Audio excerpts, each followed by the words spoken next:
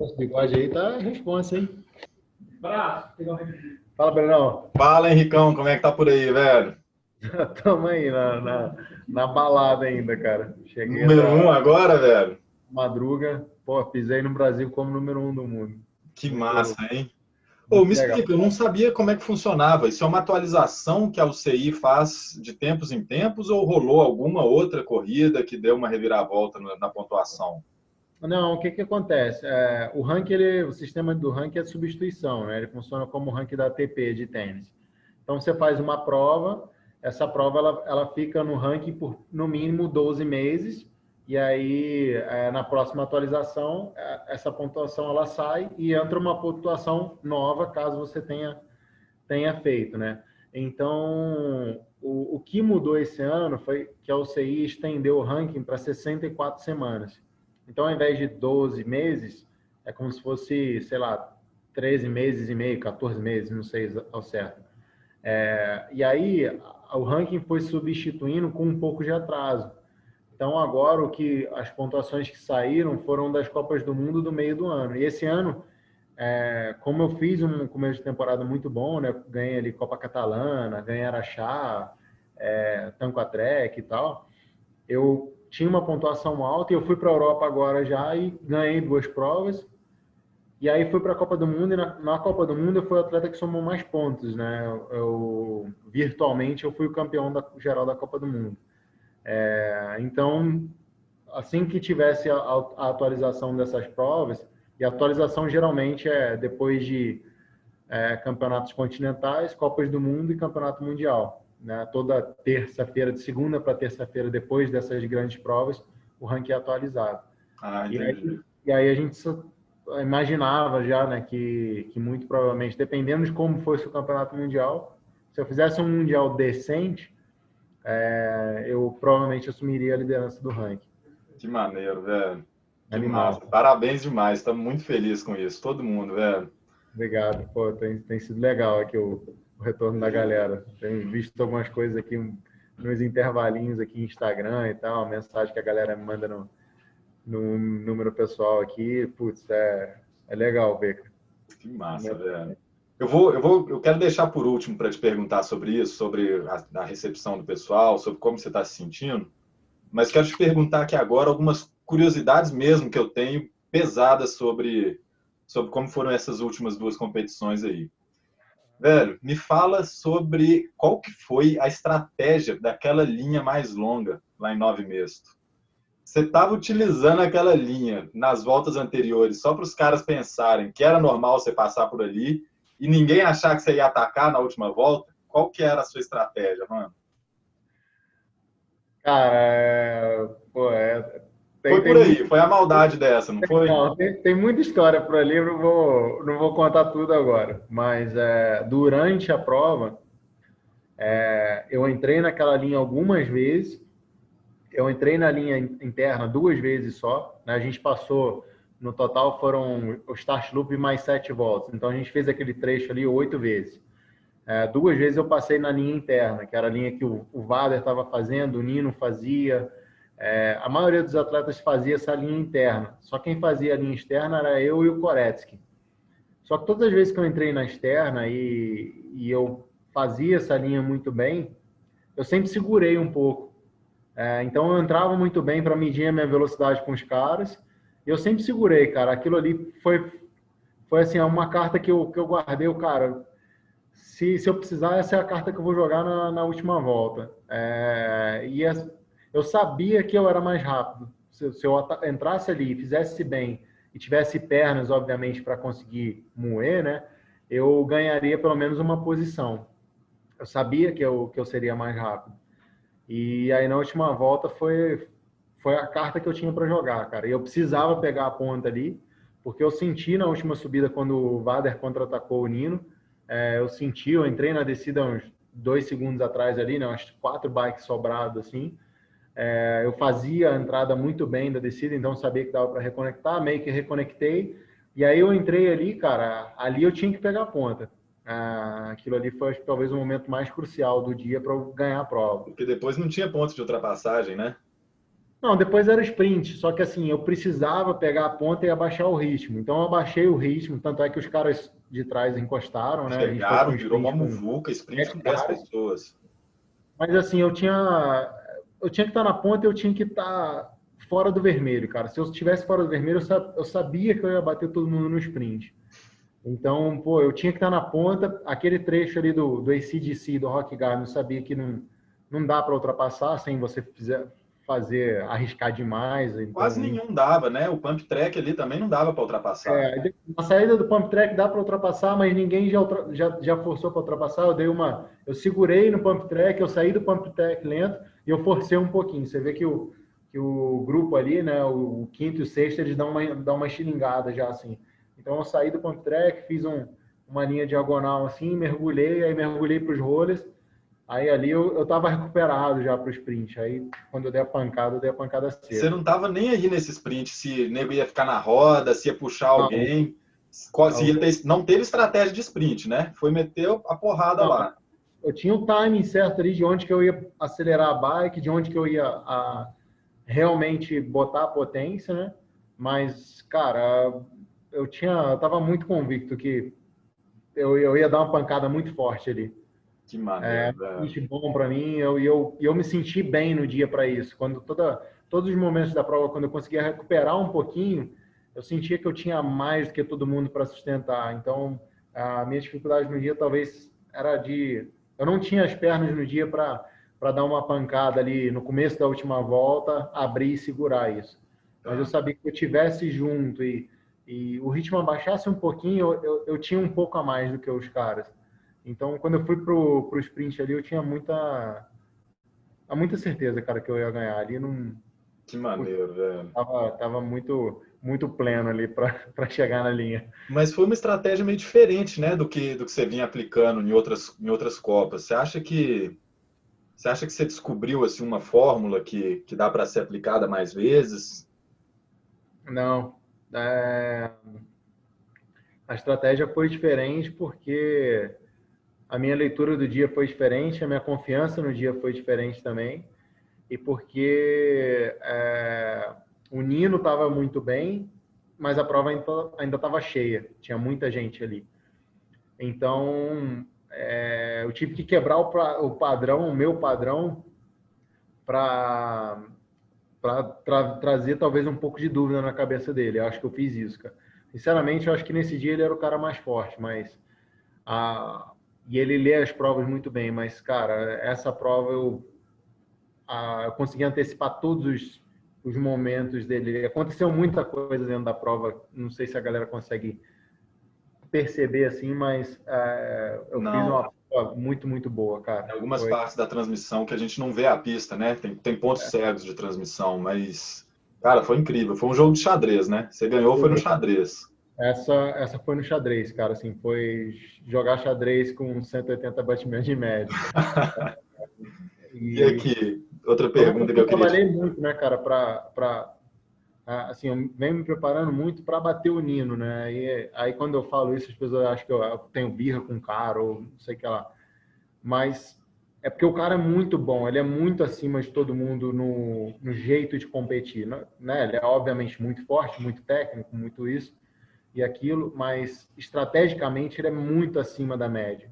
Então, assim, se você consegue bater o cara estrategicamente, é porque o teu nível de leitura de prova tá muito, muito bom. E não é fácil fazer isso sempre com ele, entendeu? Então, por isso que batê-lo, para mim, tem um valor maior do que ganhar a prova em si, sabe? Porque eu sei que eu ganhei competindo muito, muito bem. E foi uma coisa que eu me preparei muito, cara. Eu estudei muito ele, estudei muito, é, me preparei muito fazendo mapeamento mental. Então, Muitos anos estudando o cara, né?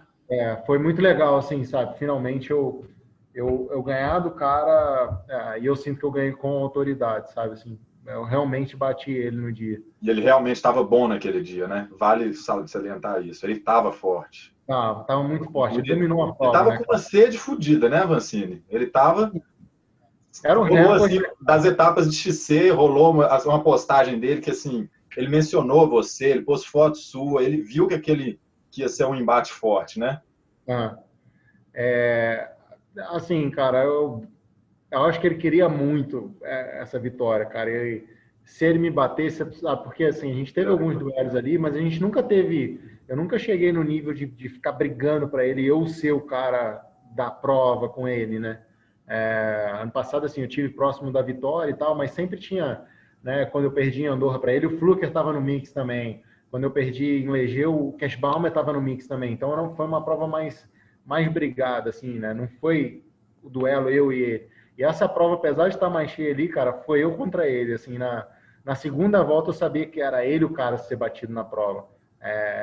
O restante dos atletas ali, até mesmo o Vader, cara, eu enxerguei sempre como uma peça para ser usada dentro da corrida ali.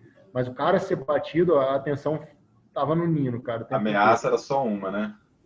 Porque ele estava bem. E deu para sentir que, assim, foi a única prova que a gente fez acima de 15 graus, né, cara? Nesse período todo. E ele é um cara que, assim como eu, quando a temperatura baixa um pouco assim, parece que ele perde um pouco a capacidade de espremer o corpo dele. Ele é um cara que treina muito no calor, né? Passa, apesar de ser suíço, né? Ele passa boa parte do ano dele em Stellenbosch, na África do Sul. Tem uma segunda residência lá.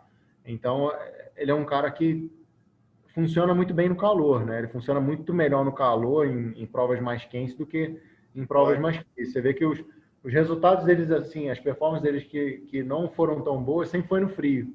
Não sabia. E esse dia foi o dia, assim, que, putz, eu me senti bem e imediatamente eu vi que o cara estava bem também. Putz, ele estava buscando um recorde de vitória da Copa do Mundo. Cara, o cara largou com sangue no olho, sabe? Deu para ver, assim, deu para sentir. E talvez no Mundial a disputa de vocês foram mais para trás no pelotão porque também fez frio? Ou você acha que não? Meu maior desafio no Mundial foi o frio, sem dúvida, cara. Até E assim, lama? Lama também? Cara, eu perdi alguma coisa na lama em algumas sessões. Acho que eu pilotava bem, assim, 90% da pista. Em algumas sessões eu perdi um pouco. Mas eu estava forte, não cometi muitos erros. Então, meu objetivo principal era pilotar limpo, consistente, sem quedas e tal. Isso eu consegui. Mas, pô, não consegui espremer meu corpo, cara. Tava bem fisicamente, assim, mas o corpo não funcionava, cara. Eu tava com muita dificuldade, assim, de manter a cadência respiratória mais ampla. Tava senti né, os alvéolos ali um pouco fechados, assim, então estava pesado para eu respirar. Eu sofri bastante com frio, assim, algo que eu tenho que trabalhar, cara. É um dos pontos, assim, ainda que eu preciso de colocar mais atenção, de encontrar meios para desenvolver. Não é normal, né, cara? É uma modalidade de verão, né? Uma modalidade olímpica de verão. Geralmente, todas as provas a gente compete aí acima de 20 graus, mesmo na Europa, mas de vez em quando acontece essas provas, né, da gente estar ali 10 graus a menos. Então, no Mundial, a gente competiu, durante a prova estava 8, 9 graus ali, estavam ventando bastante. Nossa. E, enfim, eu ainda é um ponto fraco meu, assim, sabe? Não é que eu performei mal, mas eu perco o a mais que eu preciso para desempenhar nesse nível. Vai no detalhe, né?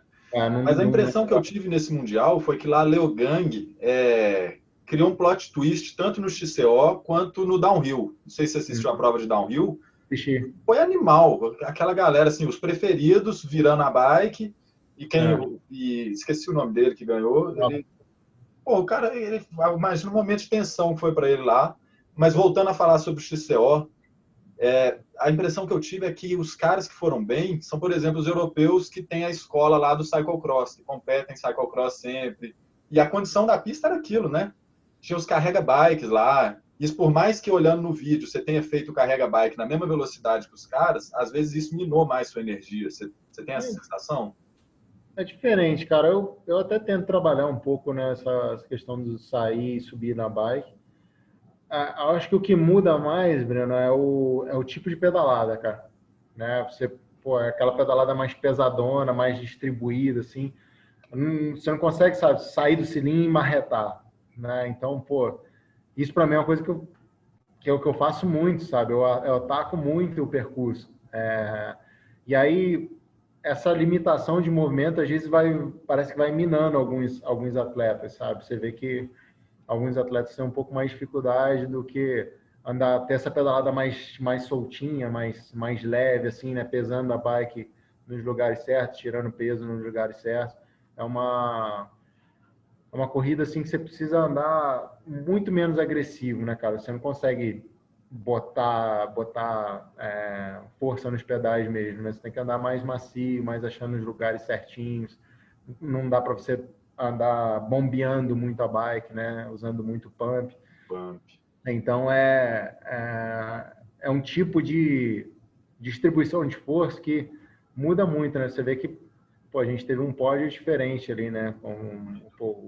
O Sarru fez sexto e 15º nas Copas do Mundo. O Fluker teve alguns problemas estomacais ali e tal, mas teve um DNF e um 17º. Quem? E aí foi segundo no Mundial. Quem que é esse? O Fluker, Matias. Tá. E o Carro, né, que foi medalha de bronze, ele não terminou nenhuma prova nos 10, né, cara? Então, pô, chegou ali no Mundial, o cara beliscou uma medalha. Acho que foi legal, né, por esse aspecto que você falou. Foi muito mais loteria do que nunca, né? Eu acho que é legal. E o Sarru venceu merecidamente, cara. A performance que o cara entregou ali no dia. Acho que isso que é legal no Mundial, né? Vale o título pelo que você consegue entregar ali, né, cara? São 90 minutos, é um dia, aquela pista, aquelas condições, e o cara, pô, dominou a prova, né? Cara, eu não sei se você viu lá de dentro da pista você conseguia ver, ou se depois você viu a filmagem de como que esses caras estavam descendo aquela descida de lama, que era um gramado que foi ficando todo enlameado logo antes do ponto de apoio. Tava animal, o Flukiger descendo ali foi um show, foi um negócio que você vê que parece que não é uma escola do cross country, não é uma disciplina do mountain bike mesmo, é de outro lugar, sabe? Parece um mountain bike mais old school, da época que nem existia suspensão, que o cara deixa a bicicleta solta para descer. Então, a gente ainda tem muitas provas assim, cara, as provas de baixo escalão, principalmente na Áustria e na Suíça. Tem muito disso ainda, sabe?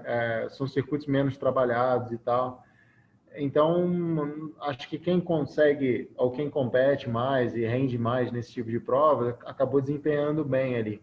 Mas não é uma condição assim.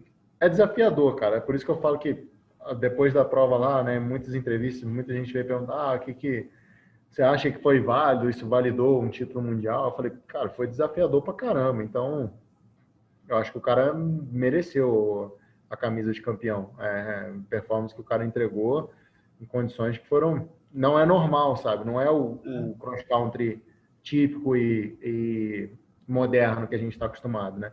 Mundial Mas é foi um isso, dia né? desafiador, cara. Foi um dia desafiador. Mundial é isso. Se a gente pensar no Mundial de Estrada, por exemplo, tem ano que os favoritos, um cara nem corre porque ele sabe que aquele percurso tem muita subida para ele, então não vale a pena, né? É isso aí, não tem muita regra. Em agosto, na última entrevista que a gente fez, foram duas coisas. Uma sobre a aposentadoria do Fumik, que agora ele passou a régua, não vai aposentar mais, vai ter um próximo Cape Epic, né? Vai espremer o bagaço mais um pouco. Você tá felizão com isso? Você que colocou minhoca na cabeça dele para seguir um ano mais? Como é que foi?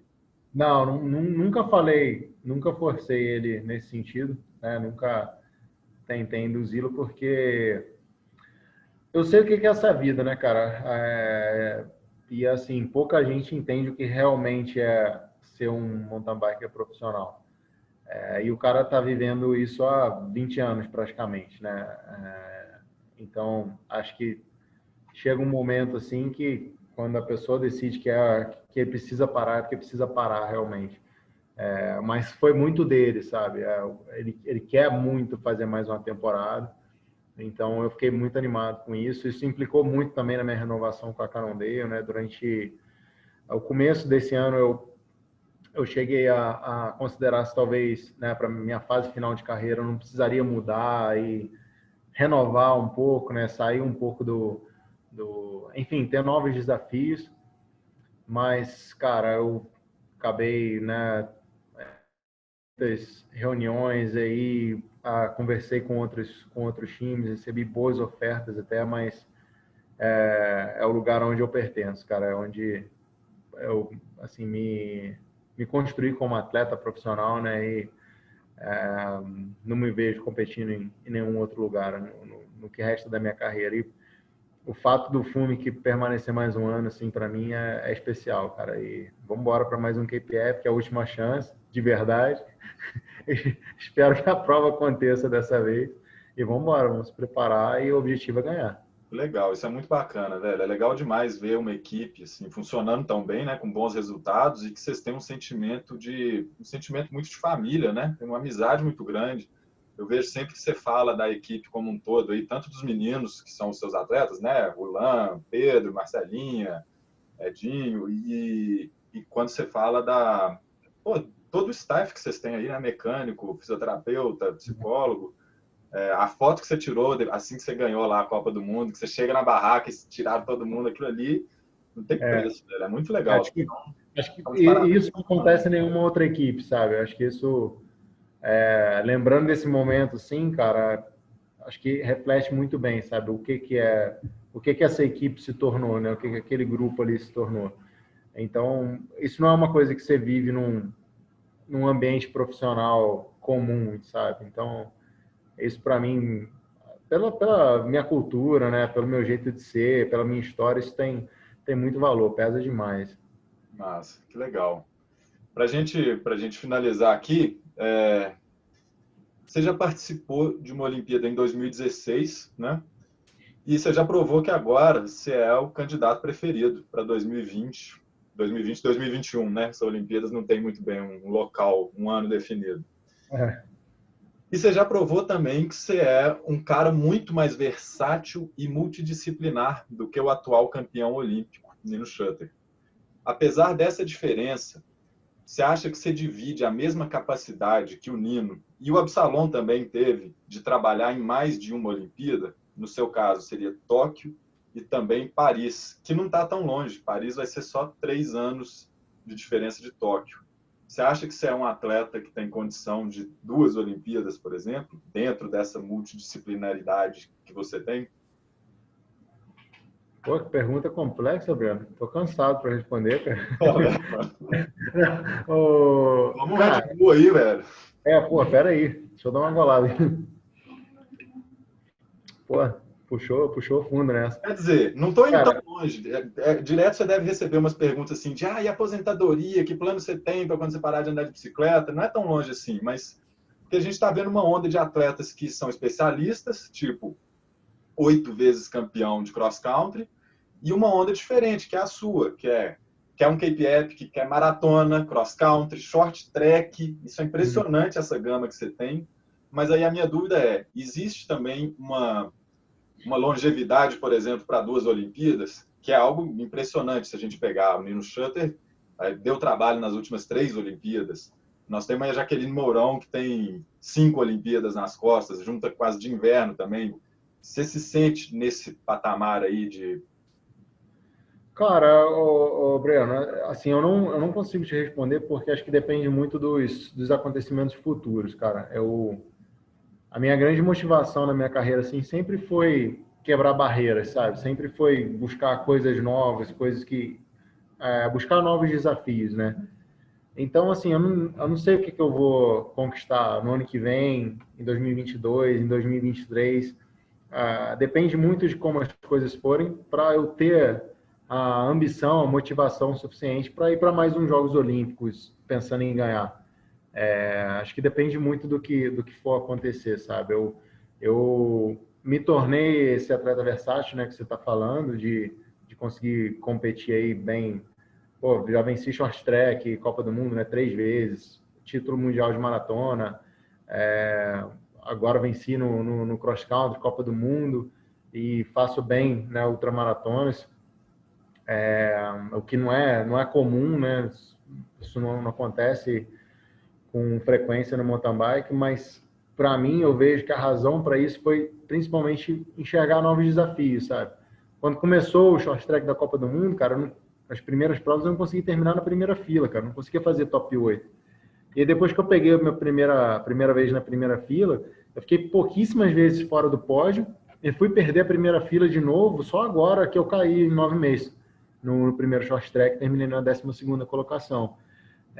Mas, assim, eu sou muito movido a isso, cara, a ter que aprender a fazer alguma coisa e me desenvolvendo e tal, até chegar num nível muito bom.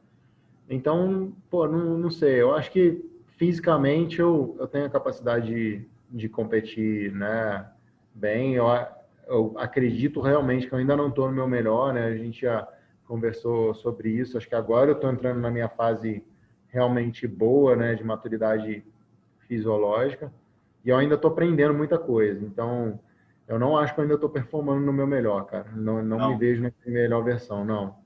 Eu acho que eu ainda falho em alguns pontos, acho que ainda tem margem de melhora e a gente sabe onde e como, né, a gente tem que trabalhar. Então, assim, eu não me vejo ainda... O que eu performei agora nessas semanas aí, eu não acho que foi o meu melhor.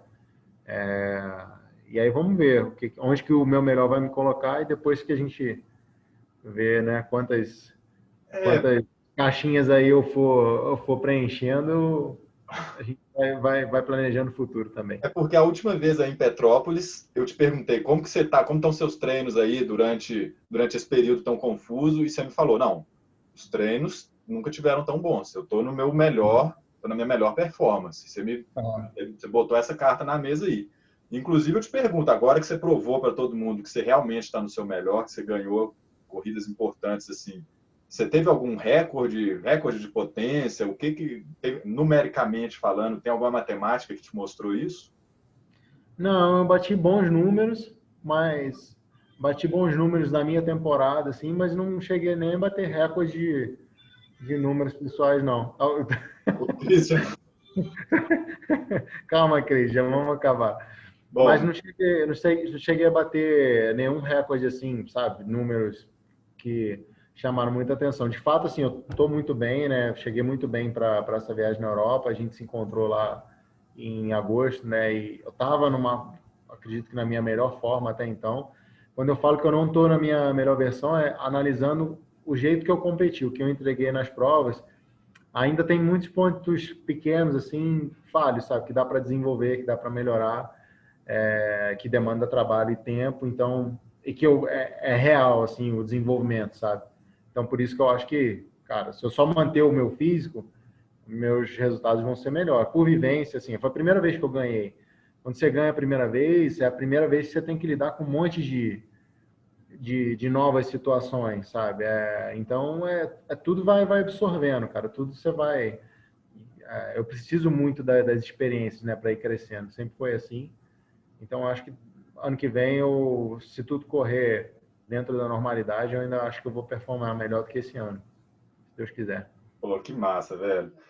Avancini, valeu demais. Brigadão pela conversa. Antes que o Christian me tire da rodada de entrevistas na próxima, Tá rindo aqui. brigadão, velho. Valeu demais. Brigadão toda a equipe. E eu queria deixar os parabéns, cara, em nome de todos os meus amigos que assistiram essa Copa, que estavam comigo, de todo mundo, todas as mensagens que eu vi, gente que não entende nada de bicicleta, parabenizando. Assim, é uma vitória do Brasil, uma vitória de todo mundo, sabe? Foi um dia que o ciclismo bateu todos os esportes, o Avancini bateu todo aquele pelotão, a Cannondale bateu as outras marcas, cada marca envolvida, cada um dos seus staffs bateu todos os outros staffs, a Red Bull bateu a Rede Globo. Foi um negócio maneiraço, velho. Foi incrível. Recorde de Legal, cara. brasileiro assistindo a prova. Isso não tem preço, cara. É muito mais do que um simples troféu, um simples primeiro lugar. Te agradecemos infinitamente por isso. Obrigadão pela conversa, viu? Obrigado, Breno. Pô, só para atrasar um pouquinho mais, já que você tocou nesse assunto, obrigado, cara, né, pelo apoio de sempre. Quero agradecer também a galera da bike, né, da comunidade da bike, assim, porque obviamente eu represento as marcas que eu represento, né, trabalho com algumas representando, né, os meus patrocinadores, mas eu também represento uma causa, né, cara, um esporte do nosso país.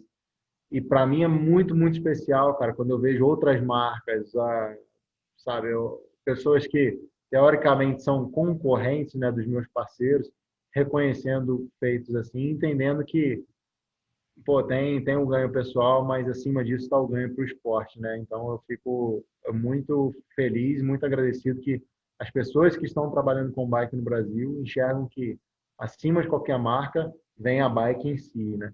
Então, obrigado, galera. Vamos em frente. Se Deus quiser, vai vir mais coisas boas através de mim e através de outros atletas, de outras marcas também. E vamos em frente fazer a bike grande no Brasil. Exato, esse é o seu grande diferencial. Você não é um atleta de mountain bike, você é um atleta da causa do mountain bike. Isso, você não está atrás de um troféu para você, está atrás de um troféu para todo mundo. Isso faz toda a diferença. Obrigadão, velho. Bora, Valeu demais. Pessoal, tem mais entrevista com o Avancini hoje. Estou sabendo que a galera do Pra Quem Pedala já vai conversar com ele. Tem umas 5 aí já agendadas, né? Tem mais, acho que 9 ou 8 agora, tem televisão e tal, mas tem a galera da bike também, que é sempre preferencial. 9 ou 8 conversas. Pessoal, valeu demais. Vou desligar aqui porque os caras já estão com a agenda cheia. Obrigadão, Henrique. Até a próxima. Valeu e boa sorte nas corridas e nos treinos aí. Estamos torcendo sempre, viu? Valeu, Breno. Um abraço, cara. Valeu, abraço.